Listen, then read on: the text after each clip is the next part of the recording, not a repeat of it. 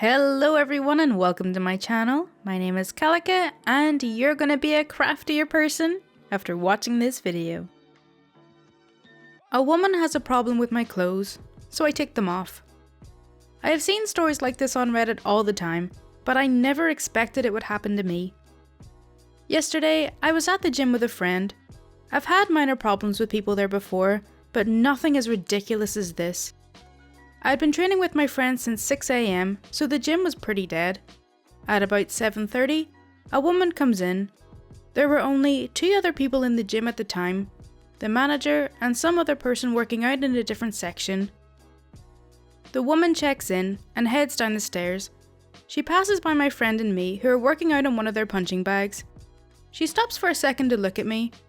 At the time, I assumed it was because of my mad kicking skills. This was not the case. A minute or so later, she comes back.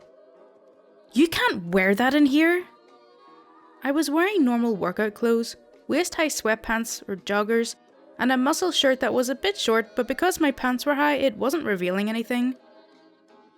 Sorry? You should be sorry. You shouldn't wear clothes like that in public. This is a place of God, and you're disgracing it. The gym was connected to a church. I bet you're not even here to work out. You're just here to show off to your boyfriend. Pointing to my friend, he was trying not to laugh. You need to change. Your shirt is too short. Those clothes are not allowed in here. She tried to continue, but I had an idea, so I cut her off. So, you have a problem with my shirt? Uh-huh. Okay. I take off my shirt. I was wearing a sports bra underneath that covered everything, and you can only see an inch of my midriff due to the high-waisted pants.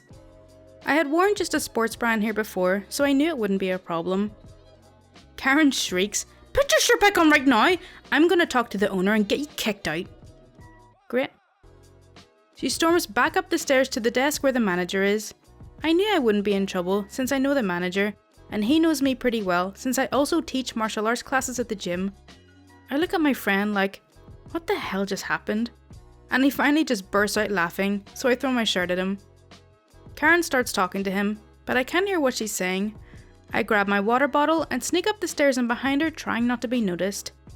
That slut down there took her shirt off and exposed herself to me.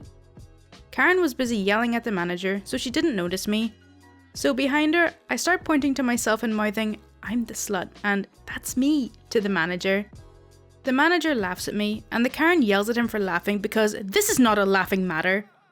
I still don't know how she didn't see me. I didn't want to be caught, so I walk down the hall to the water fountain, fill up my water bottle, and when I get back, the Karen is gone. The manager says, "Why do you always have to make my job difficult?" "Because it's fun." "Where did she go?" "She stormed out after I refused to kick you out." "Well, she left her bag downstairs. Do you think I could give it to her when she comes back?" The manager thinks about it for a second. "No. Unfortunately, I have to leave it behind the desk until she claims it." Dang. Alright. I run downstairs to grab the bag and give it to him. My friend and I were there for another hour, and sadly, she didn't come back. But I'm still overjoyed that I got to experience a wild Karen, and thank you, MaliciousCompliance, for giving me the idea of what to do. Next time I'm at the gym, I'll be sure to ask if she came back for the bag, and I'll update y'all on what happened. A quick edit. Thank you for all your lovely comments. Reading all of them just made my year. I went back to the gym this morning and I talked to the owner. He said that they called the woman to pick up her bag, and she came back with her husband. They claimed they were going to sue the gym, which would also be suing the church. The owner informed them that they have a video of the entire event. There was no indecent exposure like the woman was claiming, and I'm still a minor, so she backed off on that. They informed her that she was banned from the gym and the incident would be reported to all of the other branches of that church. I doubt I'll ever see her again. I just wish I could thank her for giving me such an awesome Reddit story. Try and screw over my 70-year-old in-laws? I'll spam your company with documents. A bit of backstory. My in-laws are 67 and 70, speak Spanish as a main language and English very little. I handle most of their business situations if they need something faxed or any documents sent to most places, or to call companies on their behalf. They frequently ask me for help, and I love them, and of course help them out whenever. I've been helping them for about 5 years at this point. Many years ago, they helped my sister-in-law with some student loans to get her started in school. I'm unsure if they had to pay any amount back, as this was before I joined the family. They are on social security and don't work, and they, my sister-in-law, find a program that allows them to submit documents to a branch of the Department of Education that shows they have no employable income, which social security doesn't count as income. So for 3 years, as long as the documents and forms are submitted on time, that shows they have no income, they do not have to pay their portion of these loans, and after the 3 years, it's forgiven. They approached me in October with all of the documents to send with a letter that shows where they go. Listed is an email, PO box and fax number, and a phone number for help. Cool, I've done this before. I can fax them after work. I also digitize them and send them to the email because I like having my bases covered. Everything is good. Or so I thought. They get a letter at the beginning of January that because they didn't receive the documents, their account is no longer eligible for this program. Excuse me? Enter me being pissed. I have my spouse verify the fax and email that it's correctly typed and it all got sent to the right places, so I know I didn't mess it up somehow. And I now call the company only to reach a woman who must have been having a bad day. W is woman and M is me. How can I help you? Yeah, I sent in some documents back in October for my in-laws and we just got a letter that says the account wasn't renewed properly. Can you tell me what's going on? The woman asked for names and birth dates and I give them to her. Yeah, we didn't receive anything from you. That's not possible. I have confirmation for both the fax and the email. I never got any kind of field reply for the email and the fax would have given me some kind of busy notice. It's important to note also that there is an automatic reply when you send their email anything, which I also have. Well, I don't know what to tell you. All I can do is give you our information and you can resubmit it. That's it? You aren't going to double check the email or faxes to see if it got misplaced? This isn't the first year I've done this and I've never had a problem. Like I already said, there isn't anything here. All I can do is give you our information. Okay, fine. Give me your fax and email. Which of course is what was printed on the letter they received. I end the call not at all happy. At this point I'm suspicious that they misplaced the documents because it's the final year of their program and after this they don't have to pay back the loan. How convenient that even with confirmation, the documents are lost. Cue the malicious compliance. I have a PO box, an email, a fax, and a day off. I make a few copies and head to the post office. I certify the mail, so I have a tracking number and a signature required on pickup. Next, I head to a fax machine.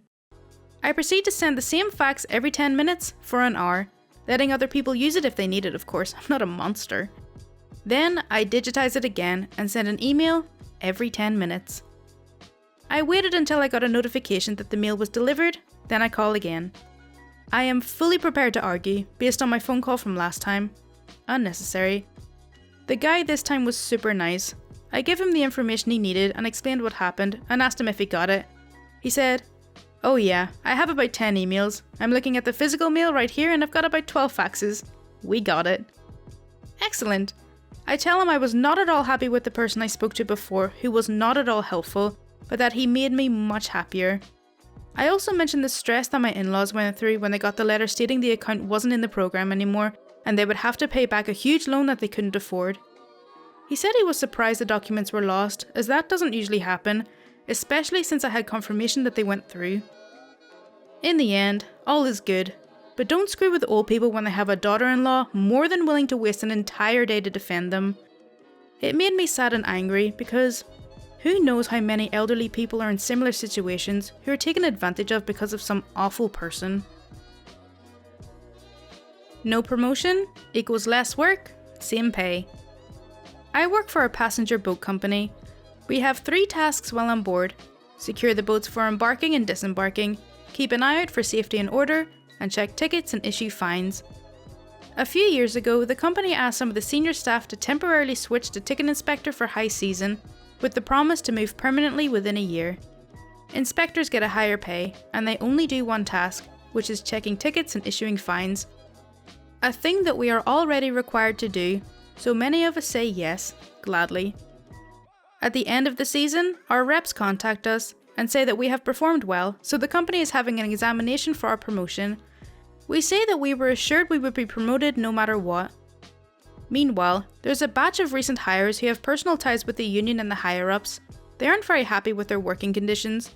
It's a rather tough job, especially in the winter or in bad weather, and they often find ways to be dispensed from service or apply for desk jobs and easily obtain them, even if unnecessary or redundant. Now, we don't have much choice, so we agree to the exam, and surprise surprise, pretty much nobody makes the cut. They had to promote too because they knew they got perfect scores, despite the exam being for a job that some of us have been doing for decades. At this point, the company has no choice but to look for qualified people among the more recent hires, and wouldn't you know, pretty much all of those who belong to that category immediately pass. Now, the key detail. After we were failed, we were notified with a letter saying that we were unfit for the duties of ticket inspector. The malicious compliance. We took those words to the letter, and we stopped performing the task of ticket inspectors, which had been part of our job for years. Either we're fit for the job, or we're unfit. We brought our letter with us, and the first few times supervisor tried to write us up for failing to check the tickets, we promptly produced our very much official dispensation. Not only did this decrease our workload immensely, letting us breeze through even the tougher shifts with ease, and generally turning our job into quite a pleasant one, but it cost the company a pretty buck in terms of lost revenue, the fines we don't issue, the greater pay gap they had to fill by using juniors instead of seniors, and the rehiring and retraining of those who still drop out of that job because it's still outdoor work, and some of the people who they hired just weren't suited for it. Now the supervisors don't even bother with us anymore, and I have that rejection letter in a box with other dear memories, like my old D&D character sheets. Quick edit. I forgot the cherry on top. A couple of months later, their timetable was modified, having them take service at 5 AM twice a week. There's no way I could have kept that up. I worked late shifts for most of my career. Dodge that bullet. Okay, so that's all for r/MaliciousCompliance. I really hope you did enjoy it. As always, if you do want to see more content like this, then please do subscribe. My Twitter, Discord, and Patreon links are in the description, and any support is greatly appreciated. Thank you so much for watching. Bye!